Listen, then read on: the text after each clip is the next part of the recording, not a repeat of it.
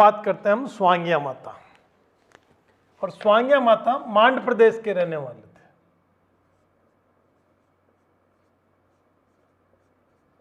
स्वांगिया माता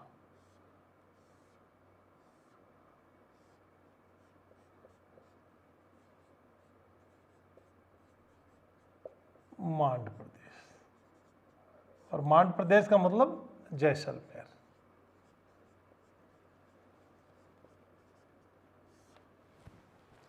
अब साहब यहां बात स्टार्ट होती है कि स्वांगिया माता के वंशज जो हैं, जो पूर्वज हैं, वो मांड प्रदेश में रहते थे, जैसलमेर, जिसका वर्तमान नाम जैसलमेर है।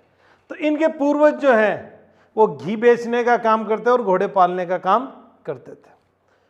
मांड प्रदेश में अचानक अकाल पड़ने के कारण जो मामड़िया चारण हैं, जिनके पुत्र नहीं था, उन्होंने 7 बार हिंगलाज माता के यहाँ जाके धोख लगाई, दर्शन किया। जब मामड़िया चारण के 7 बार धोख लगाने के बाद हिंगलाज माता प्रसन्न हुई और उन्होंने पुत्र नहीं देकर उन्हें पुत्रियां दी। और पुत्रियां जो हैं वो हिंगलाज माता, आवड़ माता के रूप में इनके यहाँ 7 कन्याओं के रूप में जन्म लिया। अब 7 कन्याओं के रूप में जन्म लेने के बाद में ये धीरे धीरे मांड नदी से फिर सिंध चले गए। सिंध में जो हाकड़ा नदी है वहाँ चले, और हाकड़ा नदी का पूरा जल जो है वो ये कहते हैं कि अपने अंदर उतार लिया और उसको सुखा के फिर ये काला डूंगरिया एक जगह है, पहाड़ है, वहाँ आ गए।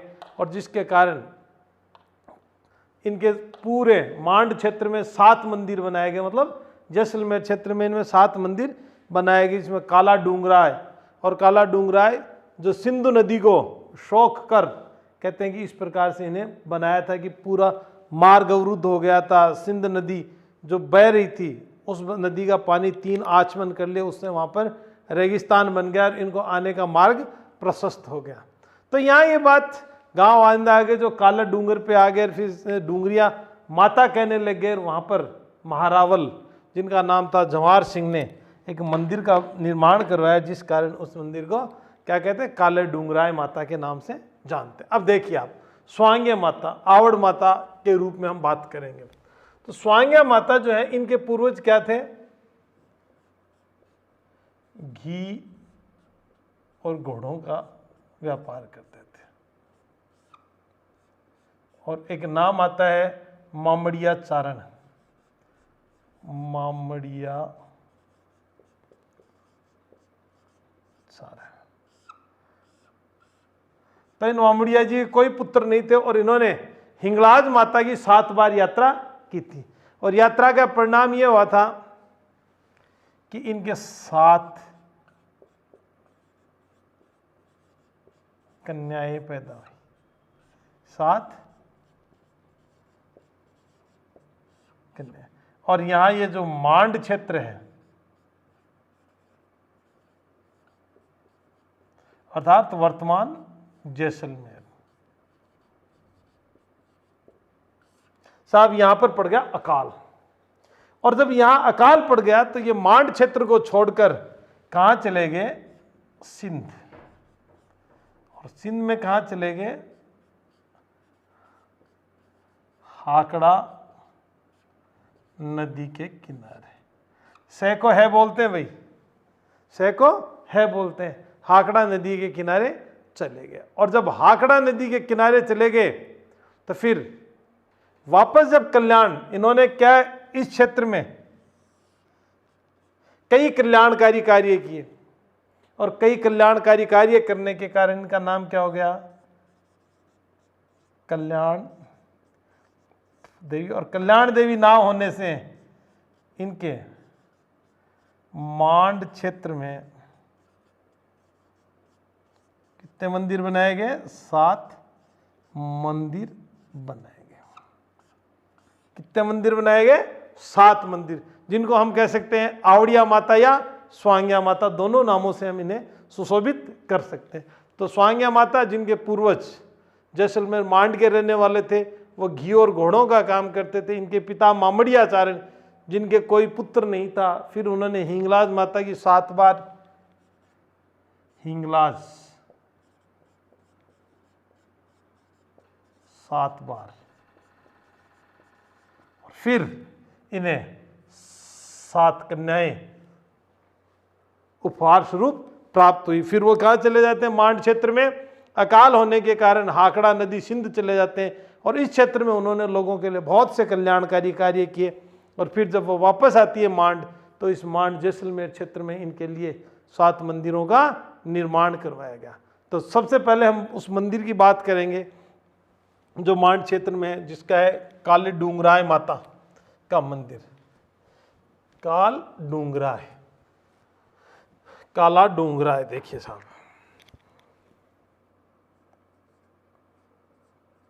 काला डूंगराय। जनश्रुति ये है कि जब हाकड़ा नदी के पास से जब वापस ये मांड क्षेत्र में आने लगे, तो सिंधु नदी का पानी इनके रास्ते में इतना आ गया कि इनका मार्ग जो है वो अवरुद्ध हो गया था। जब मार्ग अवरुद्ध हो गया, तो आवड़ माता या स्वांग्या माता ने उस जल के 3 आचमन किए, 3 मतलब घूंट उसकी पानी की पी, और पानी नदी का जल स्तर है वो बहुत नीचे हो गया। जब जल स्तर नीचे हो गया, तो इनको आने के लिए रास्ता मिल गया, सुगम मार्ग मिल गया। और जब सुगम मार्ग मिल गया, तो फिर ये गांव आयता के पास, ग्राम आयता के पास एक पहाड़ी है, डूंगरी है, जिसे कहते हैं काला डूंगर, वहां पर आ गए और वहां पर आकर रहने लगे। तो इस काले डूंगर पर रहने के कारण इन्हें कौन सी माता कहने लग गए थे? डूंगरेचिया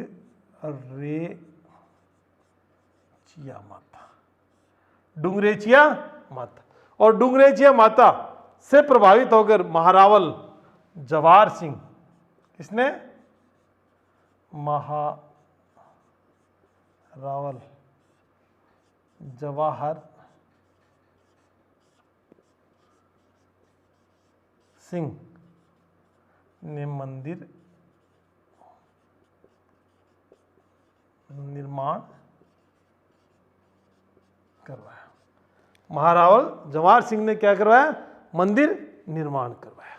तो यहां कि काला डूंगराय माता, स्वांग्या माता या आवड़ माता जब ग्राम आयता में आए, तो काले डूंगर के ऊपर आके रहने लग गए थे, और वहां उनके कारण डूंगरेचिया का और महारावल जवाहर सिंह ने इस मंदिर का निर्माण कराया, जो काला डूंगर के नाम से जाना जाता। उसके बाद में काला डूंगराय के बाद में था आईनाथ जी। आई नाथ जी, आई का मतलब होता है माता,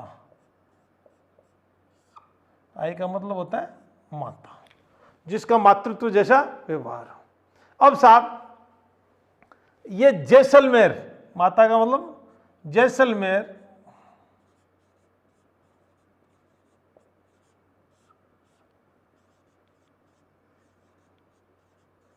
कि भाटी कुल की कुल देवी है। जैसलमेर के भाटी कुल की कुल देवी है। अब कहानी क्या आती है? एक जनश्रुति आती है। आपने नाम सुना होगा जरासंध। जरासंध के साथ लड़ाई में यादव हार गए थे या पराजित हो गए थे। जब यादव हार गए, तो वो भगवान श्री कृष्ण के पास आए, और भगवान श्री कृष्ण के पास जब आए, तो उन्होंने कहा कि महाराज ये बताओ कि हम इस जरासंध को कैसे पराजित कर सकते हैं। तब कृष्ण ने ये कहा कि आप जरासंध को पराजित नहीं कर सकते। क्यों? कि उसने इतनी बड़ी तपस्या की है, उससे बड़ी तपस्या आपको माता की करनी होगी। तब इन्होंने आईनाथ जी की यादवों ने इतनी खतरनाक तपस्या की कि आईनाथ जी इनके साथ प्रसन्न हो गई, और इन पर प्रसन्न होने के बाद इन्होंने जरासंध के साथ संघर्ष किया। और जरासंध का जब वध करना था, तो जो भाला रोपा गया था, जो भाला रोपा गया था, उस भाले की जब बात कर रहे हैं, तो वो भाला मुड़ गया, वो भाला मुड़ गया। और जब वो भाला मुड़ गया, तब इसी मंदिर पर भाला मुड़ गया, तो भाले के कारण ही यहाँ जो मंदिर बनाया गया, और इसी मंदिर पर महारावल गज सिंह ने आईनाथ जी का मंदिर बनाया, या भाटी त्रिशूल की पूजा होती है, और इसी के ऊपर दीप और धूप होता है। तो यहाँ कहते हैं कि तपस्या के बाद आईनाथ जी द्वारा जो भाला चलाया गया था, भाला टेढ़ा हो गया था, भाला टेढ़ा हो गया था, और टेढ़ा होने के बाद में युद्ध में मुड़ गया, और मुड़ने के बाद में इस मंदिर को महारावल गज सिंह ने इसी की स्मृति में महारावल गज सिंह ने मंदिर निर्माण करवाया, और इस मंदिर में त्रिशूल, भाला की धूप और दीप होता था, मतलब उसकी पूजा की जाती थी। इसके बाद एक आता है नाम थार की वैष्णो देवी, रुमाली माता, फौजियों की माता, जिसका नाम है तन्नोट राय, तन्नोट माता, जिसको थार की वैष्णो देवी भी कहते हैं।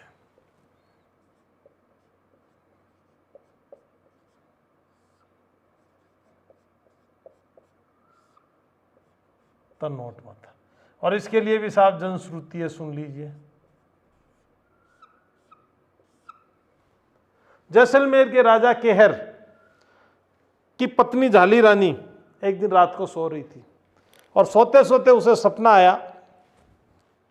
जैसलमेर के भाटी राजा केहर की पत्नी झाली रानी सो रही थी, सोते सोते उसे सपना आया, और सपने में क्या आया कि उन्हें तुणुरिया देवी, कौन सी देवी? तुणुरिया देवी सपने में आई, और सपने में आके कहा कि आपके बेटा होगा, और बेटा होने के बाद में आप मेरे नाम का एक नगर बसाना। कुछ समय बाद में झाली रानी को साहब पुत्र हुआ, और वादे के अनुसार जो पुत्र हुआ, उस पुत्र के वादे के अनुसार उन्होंने एक नगर बसाया जिसका नाम रखा तन्नोट। तो यहाँ क्या कहेंगे? जैसलमेर के राजा केहर, जैसलमेर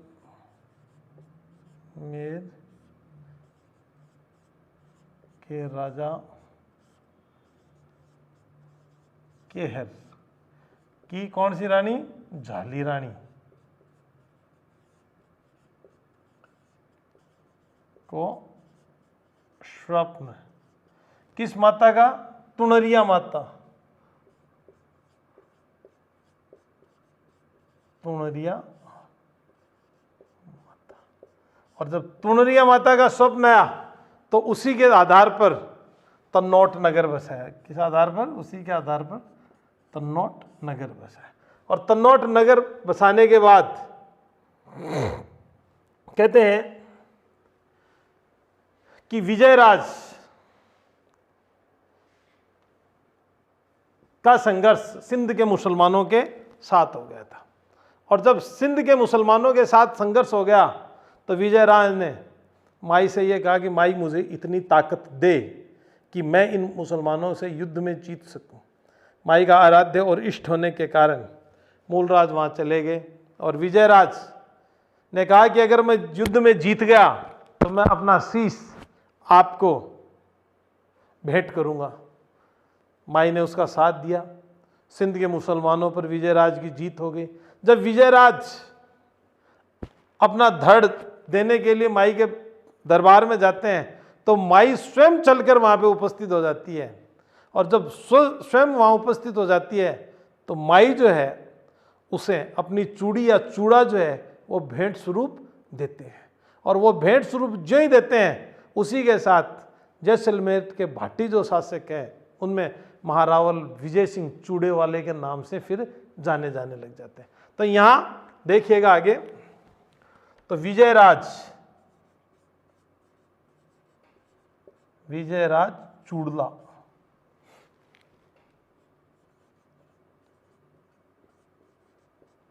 तो विजयराज चूड़ला से क्या हो जाती है? माता कैसी हो जाती है? सैनिकों की रक्षार्थ वो रहती है। 1965 भारत पाक युद्ध,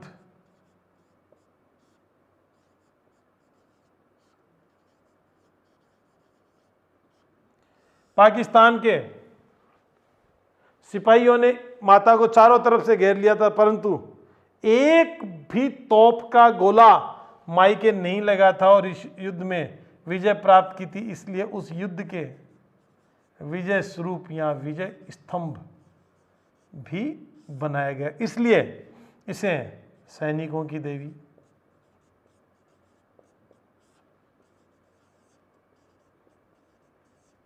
दूसरी, प्रशासन पूरा सेना के पास।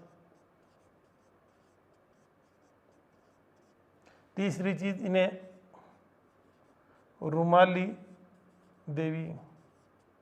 कैसे?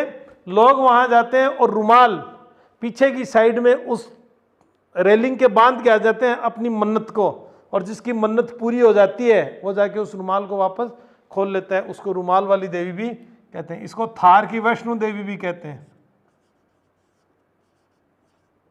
थार की वैष्णो देवी भी कहते हैं।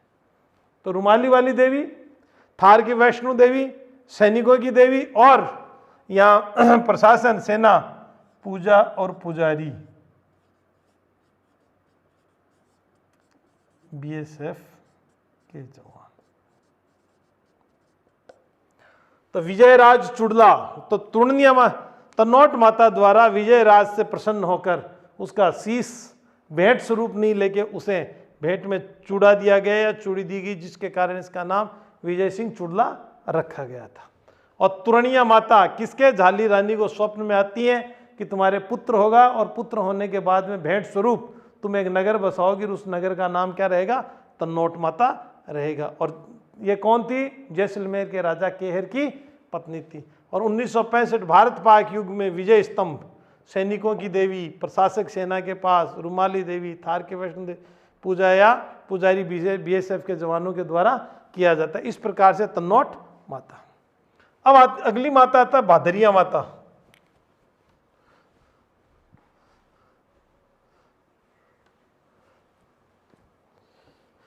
नाम है भादरिया माता।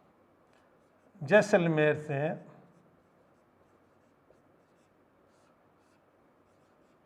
9 किलोमीटर दूर एक गांव है जिसका नाम है भादरिया।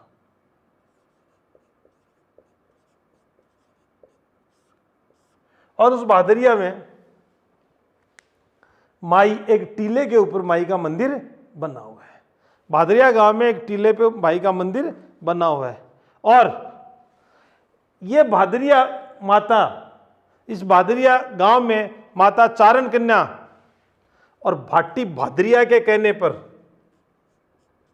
चारण कन्या किस पे? भाटी भादरिया के अनुरोध पर इस गांव में आए थे। भाटी भादरिया के अनुरोध पर इस गांव में आए थे। और यहां पर क्या था कि विक्रम संवत 1885 में बीकानेर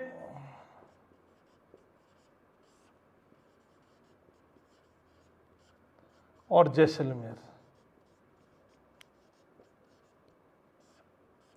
बीकानेर और जैसलमेर के बीच एक जगह है जिसका नाम है वासनपी। क्या नाम है? वासनपी। बीकानेर और जैसलमेर के बीच में युद्ध था। किस जगह पे था? वासनपी पे था। तो भाटी राजा महारावल गज सिंह, भाटी राजा महारावल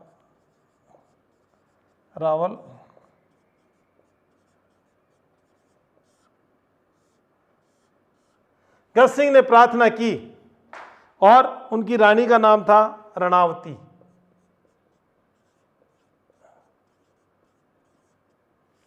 कि रानी का नाम था रणावती। भाटी राजा महारावल गज सिंह एवं उनकी रानी रणावती ने मिलकर भादरिया गांव में इस मंदिर का निर्माण किया। अब यहाँ एक नाम और आता है, यहाँ एक संत वे हैं जिन्होंने तपस्या की है, और उन संत का नाम है हरवंश निर्मल, हरवंश सिंह निर्मल। और इन हरवंश सिंह निर्मल ने, ये भादरिया माता स्थान है, यहाँ पर एक पुस्तकालय की स्थापना की है।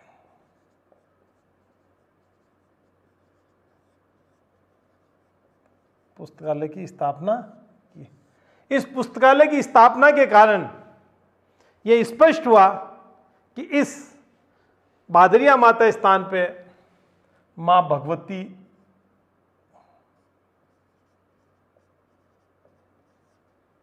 और सरस्वती दोनों का निवास स्थान है। तो यहाँ भादरिया माता जैसलमेर से 9 किलोमीटर दूर भादरिया गांव में एक टीले के ऊपर भादरिया माता का मंदिर है। और भाटी भादरिया, जैसलमेर के राजा भाटी भादरिया के अनुरोध पर माता आई। माता बीकानेर और जैसलमेर में 1885 में जो युद्ध हो रहा था वासनपी में, उसमें जैसलमेर का साथ दिया और विजय श्री का वर्णन कराया। तब भाटी राजा महारावल गज सिंह और रणावती ने इनके मंदिर का निर्माण करवाया। और इसी स्थान पर हरवंश सिंह निर्मल ने एक पुस्तकालय का निर्माण करवाया, जिसके कारण ये कहा जाता है कि भादरिया माता का जो स्थान है वो शक्ति एवं सरस्वती दोनों की पीठ है। अब भादरिया माता के बाद अब जो माता आती है वो आती है घंटियाली राय। घंटियाली राय और घंटियाली राय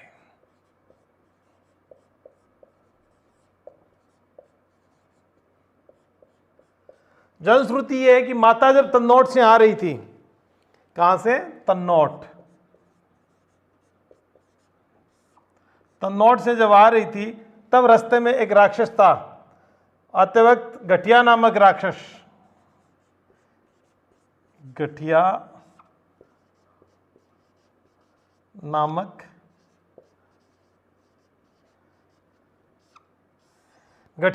राक्षस का वध कर दिया था। और गठिया नामक जब राक्षस का वध किया, उसी जगह इनका एक मंदिर बना हुआ है और उसको क्या बोलते हैं? घंटियाली राय का मंदिर।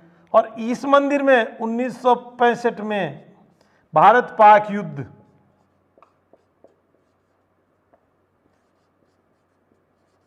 युद्ध के समय पाकिस्तानी सैनिकों द्वारा मूर्तियां तोड़ी गई थी और मूर्तियों के मुंह से खून आया था साहब, मुंह से खून, मूर्तियों के मुंह से खून निकला था और इन सैनिकों की वहीं पे मृत्यु हो गई। तो ये कहते हैं घंटियाली माता कि एक राक्षस, गठिया नामक राक्षस की जहां पर इन्होंने वध किया था, उसी स्थान पर मंदिर बनाया गया, घंटियाली राय का मंदिर, जो तन्नौट से आते वक्त बनाया गया था। और 1965 के भारत पाक युद्ध में पाकिस्तानी सैनिकों द्वारा इनकी मूर्तियों को तोड़ा गया था, जिसके कारण मूर्तियों के मुंह से खून निकला था और पाकिस्तान के पूरे सैनिक वहां पर मारे गए थे। अब अगला मंदिर जो है वो है तेमड़ा राय का मंदिर, और ये इंटरेस्टिंग है।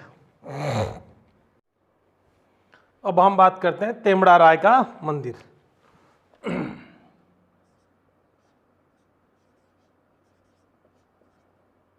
तेमड़ा राय का मंदिर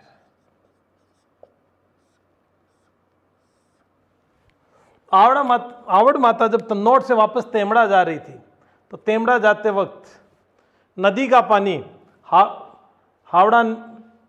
हाकड़ा नदी का पानी इतना उनके रास्ते में सामने आ गया कि उनका मार्ग अवरुद्ध हो गया। जब मार्ग अवरुद्ध हो गया हाकड़ा नदी के पानी से, हाकड़ा नदी, तब उन्होंने उसका आचमन किया और आचमन करने से पानी सूख गया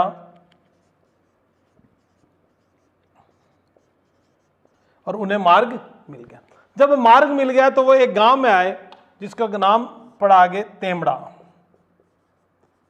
और जब तेमड़ा गांव आए तो वहां पर एक नरबख्शी का आतंक था। और यह नरबख्शी वहां की जो गर लाडले की कंदराएं थी उनमें था। गर लाडले की कंदराएं। और साहब इस नरबख्शी ने माता की बहनों पे, आवड़ माता की बहनों पर आक्रमण कर दिया।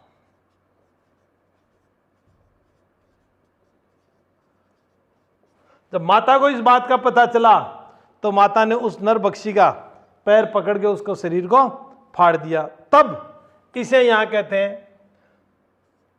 तेमड़ी का मतलब होता है मुर्दा या मृत।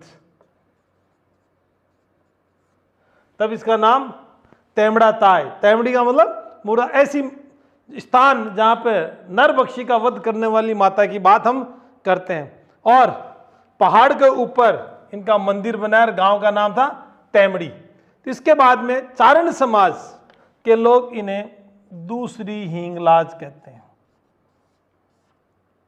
दूसरी हिंगलाज माता चारण समाज द्वारा।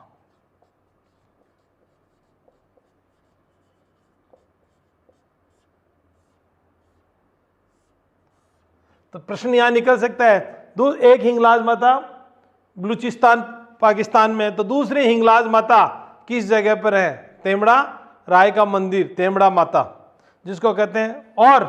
और माता कई दिनों तक यहीं रही, जिसके कारण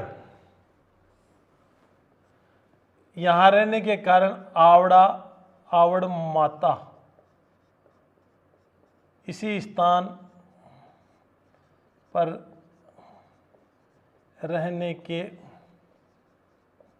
कारण तेमड़ा ताई के नाम से जानेगी। तेमड़ा ताई के नाम से जानेगी। तो यहां स्पष्ट है कि आवड़ माता, तेमड़ा राय का मंदिर, हाकड़ा नदी का पानी उनके रास्ते में आ गया, पानी का 3 बार आचमन किया, पानी सूख गया। फिर जब गांव आई तेमड़ा में तो नरबख्शी था जो गर लाडले की कंदराओं में रहता था। एक दिन माता की बहनों पर उसने आक्रमण किया, तब माता को गुस्से में उसका वध कर दिया, इसलिए तेमड़ी मारने वाली या मृत। और यहाँ दूसरी हिंगलाज माता भी इस माता को कहते हैं चारण समाज के द्वारा। और आवड़ माता के द्वारा कई दिनों तक यहाँ प्रवास करने के कारण इस स्थान को या आवड़ माता को तेमड़ा ताई के नाम से भी जानने लगे। अब आता है अपना अगला मंदिर, देगराय का मंदिर। देग राय का मंदिर। देग का मतलब होता है डेगचा, और डेगचा होता है किसी चीज को बनाने या खाने के रूप में प्रयुक्त करने वाला। देग राय का मंदिर, देग राय का मंदिर।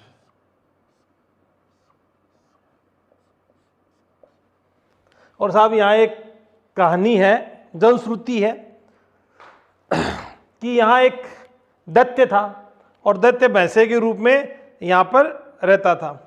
और यहाँ पे बुगा सोलावती की भैंसें चरती थी, और उन भैंसों में वो भैंसा जो है दैत्य के रूप में आ जाता था। और दैत्य के रूप में जब आ जाता तो भैंसों को मतलब ना तो चढ़ने दे देता, ना उनका दूध जो है वो सही समय पर निकालने देता। तब आवड़ माता के कहने पर महरिया भाटी ने अपनी तलवार से उस भैंसे के टुकड़े कर दिए, और उस भैंसे का जो खून था ना, उस खून को इन बहनों के द्वारा रक्तपान किया गया, उसकी क्या बलि लगा दी गई।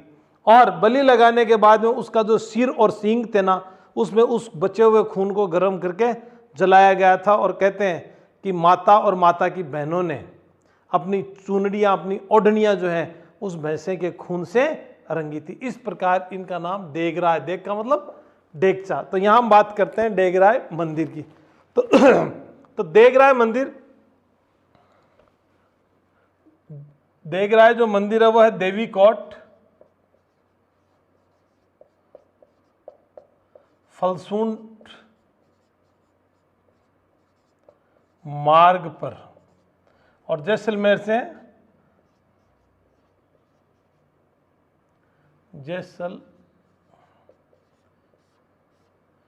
से करीब 50 किलोमीटर की दूरी पर।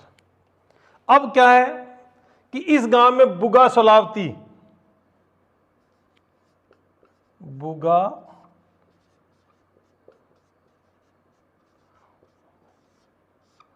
सोलावती की साहब भैंसें चरती हैं, और भैंसों में एक राक्षस छुपा होता है। भैंसों में क्या है? एक राक्षस। किस रूप में? भैंसे के रूप में। जब आवड़ माता को पता चलता है तो आवड़ माता आदेश देती हैं। किसे देती हैं? महरिया बाटी को।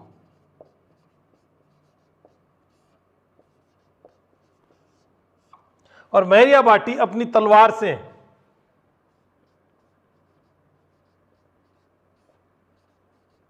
भैंसा जी को काट देते हैं। काटने के बाद जो इनका इस भैंसे का खून होता है वो माता और उनकी बहनों द्वारा उसका आचमन कर लिया जाता है, और उसके बाद भैंसे के सिर को, उसमें जो खून पीने के बाद में सिर को गर्म करके सिर में जो खून होता है उस खून से ओढ़नियां,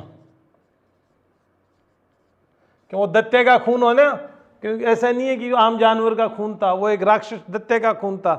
और जिस त्रिशूल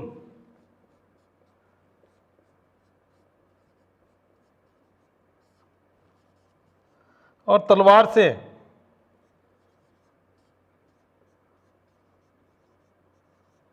भैंसे का वध किया वो आज भी मंदिर में है। वो आज भी मंदिर में है। और कहते हैं इस दैत्य के कारण रात में देगराय मंदिर के आजू बाजू नगाड़े और घुंघरू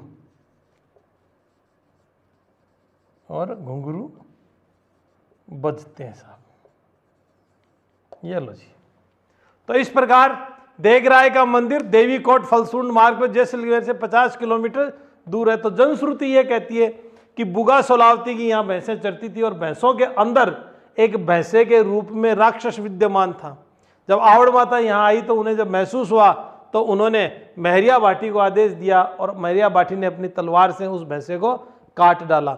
जो ही भैंसे को काटा तो उस भैंसे का जो दैत्य का रक्त था वो अगर जमीन में पड़ जाता तो पता नहीं कितने दैत्य पैदा और हो जाते। तो उस भैंसे के रक्त को माताएं उनकी बहनों द्वारा पान किया गया, तथा भैंसे के सर को गर्म करके उसमें जो खून था उससे माता ने अपनी ओढ़नियों को रंग लिया, और त्रिशूल और तलवार उस मंदिर में आज भी रखी हुई हैं। और आज भी कहते हैं कि उस गांव में मंदिर के आजू बाजू रात्रि में नगाड़े और घुंघरू बजते हैं।